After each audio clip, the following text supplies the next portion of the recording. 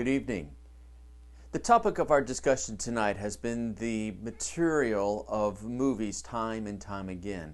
In the not too far past, a trilogy of movies were made with this subject being portrayed fairly good, in a good light, in the third installment of the movie. I don't recommend the movie, so I'm not going to tell you the title, because I don't want you to get involved in the dark overtones of the occult that surround the movie. But we as individuals are fascinated with things of the dark side. Things that point to the end.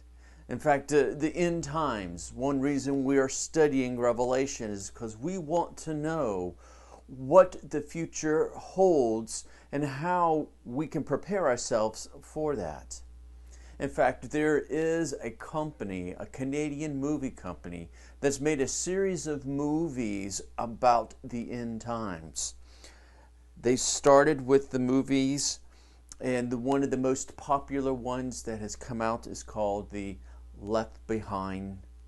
We're in reference to the Left Behind series. Those movies try to help us put into a modern understanding the teachings of the book of Revelation, trying to give us some vision, an insight, give us some way that the events of Revelation, how it might look in our own times.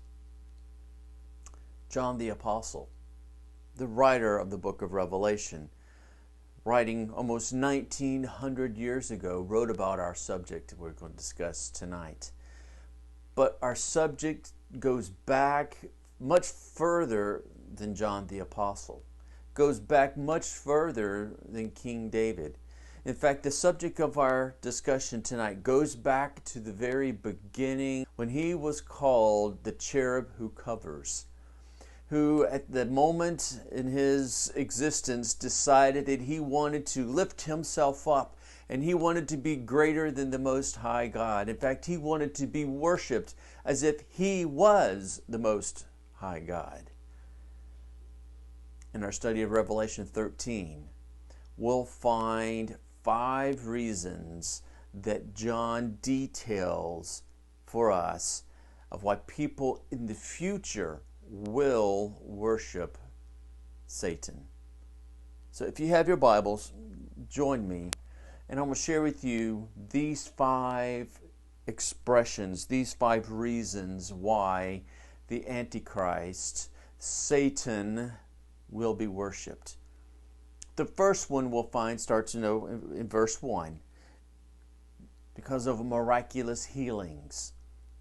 Revelation 13:1, here's what John writes. Then I stood on the sand of the sea, and I saw a beast rising up out of the sea, having 7 heads and 10 horns, and on his horns 10 crowns, and on his heads a blasphemous name. Now the beast which I saw was like a leopard. His feet were like the feet of a bear, his mouth like the mouth of a lion.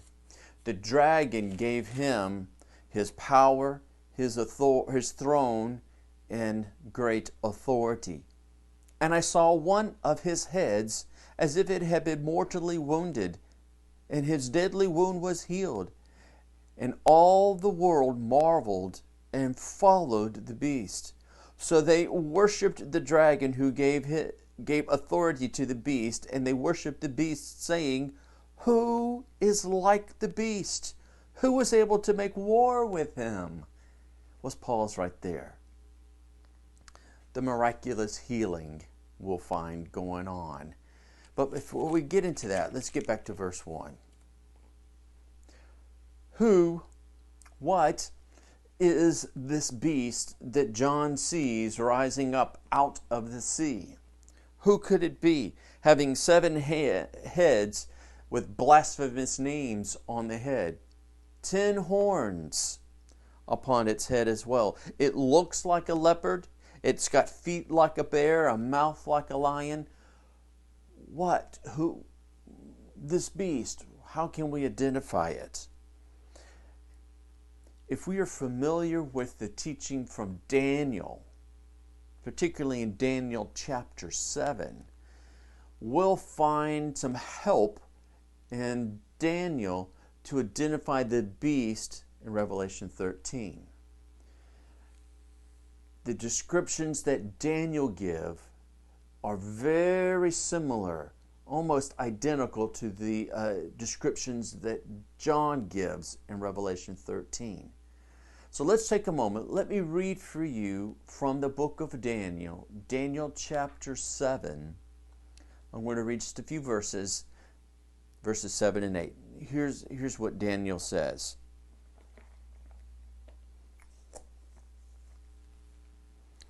After this, I saw the night visions, and behold, a fourth beast, dreadful and terrible, exceedingly strong. It had huge iron teeth. It was devouring, breaking in pieces, and trampling the residue with his feet. It was different from all the beasts who were before it, and it had 10 horns. I was considering the horns, and there was another horn, a little one, coming up among them, before whom 3 of the first horns were plucked out by the roots, and there in this horn were eyes like the eyes of a man, and a mouth speaking pompous words. Sounds pretty similar to what we find in Revelation, doesn't it? In Revelation 13 verse 1, we do see that I stood on the seas of the sand, and he saw a beast rising up, having 7 heads and 10 horns. Pretty familiar to it. Now, as Daniel is reflecting on his vision of this beast, he is marveling, he's wondering, he's trying to figure out what it is. What does this beast mean? And then an angel comes and helps Daniel to understand some of this, kind of give Daniel some insight into the beast that he just saw. Let me read a little bit more from Daniel 7. Here's Daniel 7, starting at verse 23. And thus he said, he, referring to the angel that's helping Daniel understand, the fourth beast shall be a fourth kingdom on earth, which shall be different from all other kingdoms, and shall devour the whole earth, trample it, and break it into pieces. Pretty interesting so far. So in verse 23, the angel helps Daniel see that the fourth beast of his vision, it's actually a kingdom. Well, let's go on. Verse 24, Daniel 7:24. The 10 horns are 10 kings, who shall rise from this kingdom. And another shall arise after them, and he shall be different from the first ones, and shall subdue 3 kings. He shall speak pompous words against the Most High, shall persecute the saints of the Most High, and shall intend to change times and laws. Then the saints shall be given into his hands for time, times, and a half a time. In Daniel's visions that he saw, there were 4 beasts that he looked at. 4 different kingdoms. This fourth one, the angel says, is a kingdom. The other 3 beasts are kingdoms as well. The first kingdom that Daniel saw in his vision was the Babylonian kingdom. Then comes the Mede-Persian kingdom. The third was the Grecian kingdom. And the fourth beast that Daniel saw that fits our description from Revelation 13 is the Roman kingdom. Very interesting, I think. So when Daniel gives us some insight into what John is writing, when he sees this beast that comes up out of the sea, that it looks like a leopard, and it's got feet like a bear, and it's got a mouth like a lion, it is the Roman Empire that Daniel is seeing. The Roman Empire has been giving power from the dragon.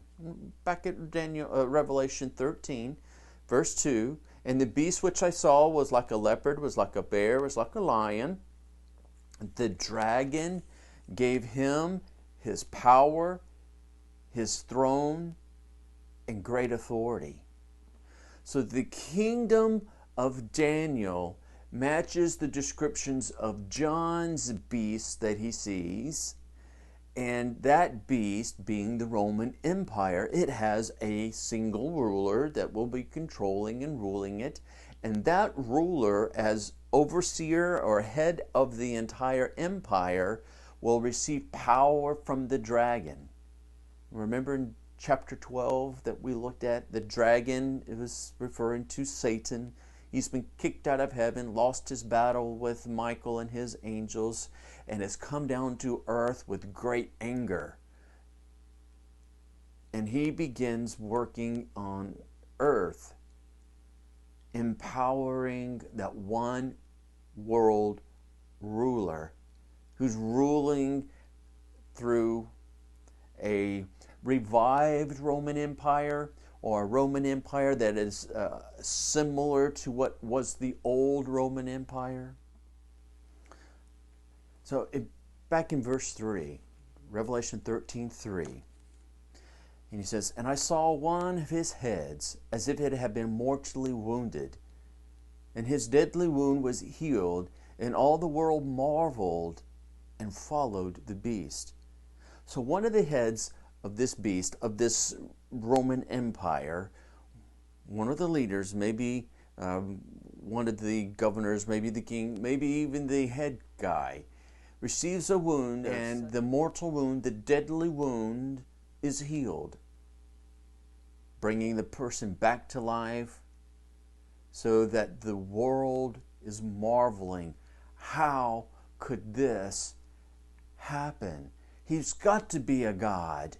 He has got to be the Messiah. If he can receive a wound and die and come back to life, he is the one that we need to follow. That is their thinking. And that is the reason they begin to worship the beast, worship the Antichrist. There's our first reason why Satan is worshipped in our future, because of the healing of a deadly wound that took place. But there's another reason why the people in the future will worship Satan. It's because of the antagonism of the saints. Look at verse 7. And he was given a mouth speaking great things and blasphemies, and he was given authority to continue for 42 months. So the ruler that was wounded and healed, it now has been given this authority, and he now begins to speak very pompous words, very blasphemous things against the living God. And he does so for 42 months, for 3.5 years. This authority has been given to him. So verse 6, when he opens his mouth and blaspheme against God, and blaspheming his name, his tabernacle, and those who live in heaven, those who dwell in heaven. So not just here, but he is blaspheming God in heaven, maybe even turning his voice, turning his attention, turning his anger, turning his passions toward God, and saying blasphemous things against him, blasphemies against the people who live there. Verse 7, and it was granted to him to make war with the saints. Here it is, the attacking of the saints, the antagonism of those who follow in Christ. And it was granted to him to make war with the saints and to overcome them. And authority was given to him over every tribe, tongue, and nation. That is for the whole world. He has been given this power by the dragon, so that he will, with boldness, speaks blasphemy toward heaven. And the world is marveling at him and yields to him their authority, so that he is now ruling all of the world. And he is speaking blasphemous things against God and against God's followers, the saints. In fact, Paul warns us of this man. In 2 Thessalonians, Paul says these words about this blasphemous individual. 2 Thessalonians chapter 2, these are Paul's words. Let no one deceive you by any means, for that day will not come unless the falling away comes first. That day that Paul's referring to is the day that we are discussing, that time frame in the book of Revelation, those 7 years of tribulation, that time when God is pouring out his wrath in judgment upon this world. That's the great day of the Lord that we hear from the Old Testament. That's the day that Paul's referring to here. That day will not come unless the falling away comes first. And the man of sin is revealed, the son of perdition, who opposes and exalts himself above all that is called God, or that is worshipped, so that he sits as God in the temple of God, showing himself that he is God. Paul's warning, that fella is coming, he says, where he is going to exalt himself above everything else, and he is going to encourage the worship of himself. So that was our second reason. The first, because of the miraculous healing. Second, because he begins to blaspheme God and attack the saints. The third reason that the world in the future is going to start worshiping Satan is because of their lostness. The lostness of the world. Look with me, if you will, at verse 8. All who dwell on the earth will worship him, whose names have not been written in the book of life of the Lamb slain from the foundation of the world. Paul's right there. He says all the world's going to worship him. The things that have taken place, the miraculous healing, he's now alive from something that had killed him, and he's brought back to life. Authority has been given to him to speak pompous and very proudful words against the Most High God. And he speaks this and draws the attention and the fanfare and draws the love from the rest of humanity. And they turn over to him their power and their authority. And he now rules all of the world. And he is speaking blasphemy things against God and begins to attack those believers that are still on the earth. And they, verse 8, begin to worship him. But there's a condition. If you notice that John writes, all who dwell on the earth worship him, whose names have not been written in the book of life of the Lamb. So that is, those individuals who are living in this world, who are not in the Lamb's book of life, meaning they are lost. If you're written in the Lamb's book of life, that means you have salvation. You have received God's forgiveness. You have the indwelling of the Spirit within you. You are a child of God. Your name's written in the book of life. Those that are worshiping the devil, those that are worshiping Satan and his Antichrist, their names are not written in the Lamb's book of life. So they are lost. That's what John tells us in verse 8. Verse 9. If anyone has an ear, let him hear. So listen closely, he says. Take note. Listen up to what is about to be shared with you. And then he begins in verse 10 to give us a little hint of wisdom. It's a little bit of confusing, but it simply is this. The hint of wisdom is this. Let me read it, and then I'll share with you it is. He who leads into captivity shall go into captivity. He who kills with the sword must be killed with the sword. This is the patience and the faith of the saints. So he's saying that those who do these things, who lead into captivity, they've got to do what they've got to do. Those who lead into captivity will lead in captivity. Those who kill with the sword will be killed with the sword. Those who do those things, that's what's going to become of them. But then he adds, here is the patience of the saints, that they will trust in God when all of this is going on. They will exercise their patience by being submissive to God and allowing God's will to happen. Whether it is for them to be resurrected, whether it's for them to be killed as a martyr, their trust is in God. That is their patience. Instead of trying to take it out of them on themselves, with themselves, instead of them trying to fight against all of this, they're willing to let God's will be done. William Barclay had a unique way of saying it. Here's how he put that.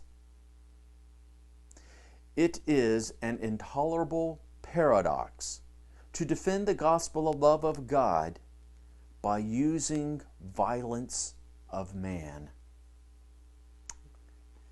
It's a paradox for us to defend the love of God by being violent. I think that's rather true. That we cannot go around saying, I love God, and slap somebody in the face. I can't go around saying, I'm going to show you God's love, and I do harm to somebody else. He says that is a paradox of what it is to be a Christian.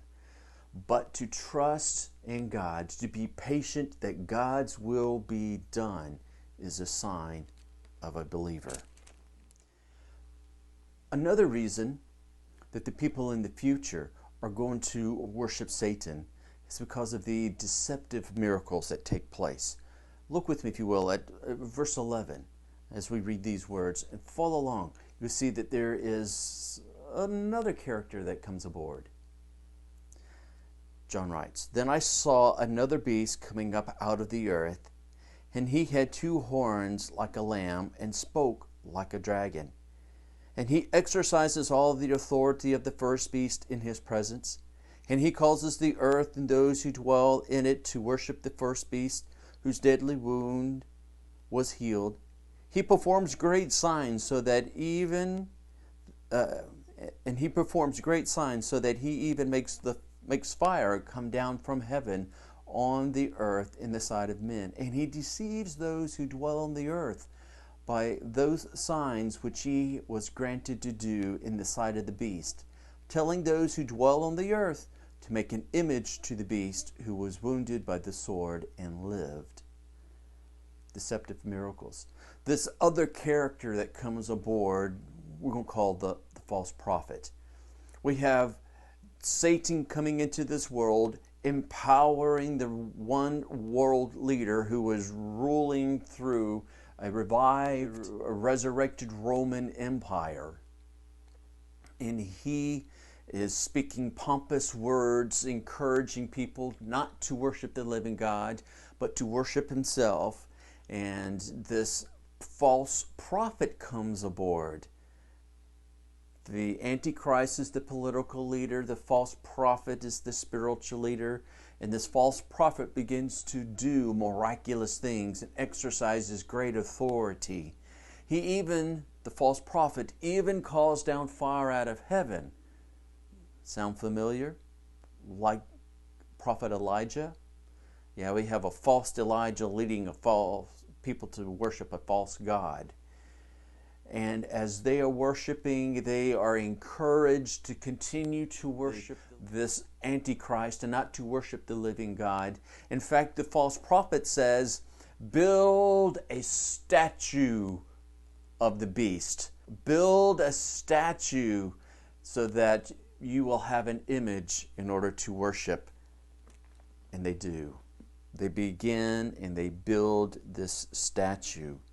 And people worship the Antichrist. The last reason, number 5, is because of the threat of death. Back to verse 14. And he, referring to this second beast, the false prophet, and he deceives those who dwell on the earth by those signs which he was granted to do in the sight of the beast. So while he is in the presence of the Antichrist, he's able to do all these miraculous signs, and people are marveling and wondering and oohing and awing over him, and they begin to follow and worship the beast because of the wonderful signs. And the false prophet tells those who dwell on the earth to make an image to the beast who was wounded by the sword and live. And he was granted power to give breath to the image of the beast. And the image of the beast should both speak and cause as many as would not worship the image of the beast to be killed. Pause there for a minute.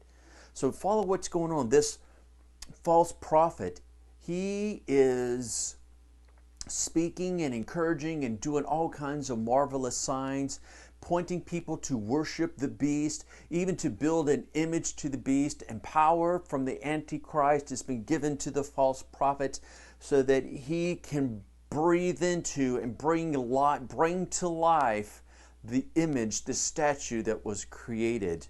And this image of the beast speaks and encourages the world to worship the Antichrist, and even is able to identify those who do not worship. Back here you'll see what it says. And he was granted power to give breath to the image of the beast, that the image of the beast should both speak and cause as many as would not worship the image of the beast to be killed. So the image of the beast was able to identify those that do worship and those that did not worship the Antichrist. And those that did not worship the Antichrist, did not worship the image of the beast, did not worship Satan, would be killed. At a threat of death, people are worshiping the Antichrist, or worshiping Satan. Verse 16, and he causes all, both small and great, rich and poor, free and slave, to receive a mark on their right hand or on their forehead. Okay, receiving a mark. That no one may buy or sell except one who has the mark, the name of the beast, or the number of his name.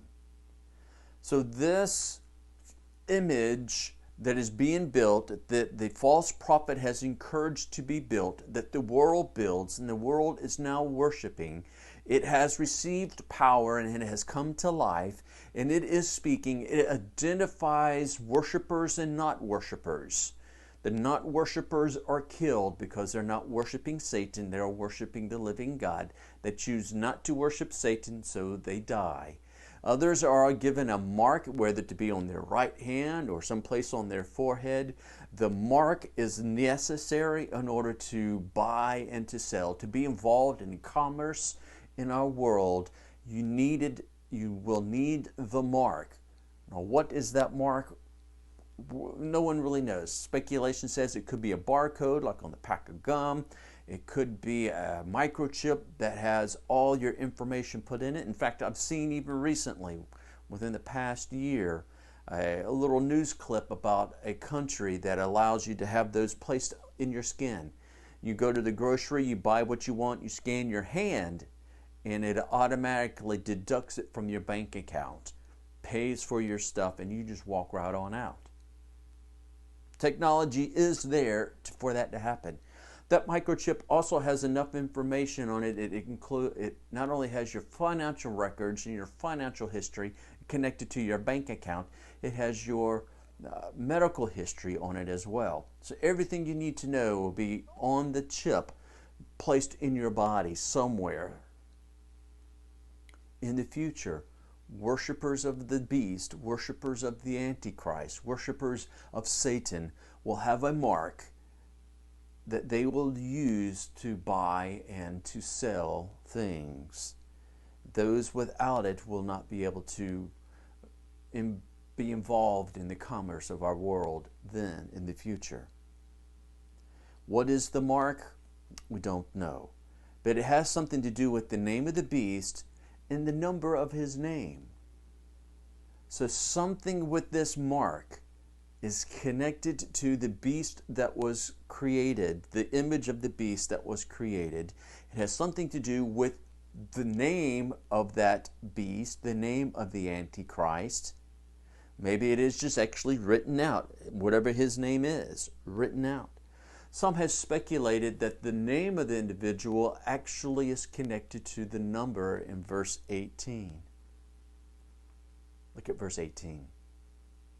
Here's wisdom, John writes. Let him who has understanding calculate the number of the beast, for it is the number of a man. His number is 666. Some have speculated that the name of the Antichrist, the name of the beast, converting his name into numeric numbers, would give us this the number that John mentions here, 666. But the question I have about that, I'm not saying it isn't, but the question I have is in which language?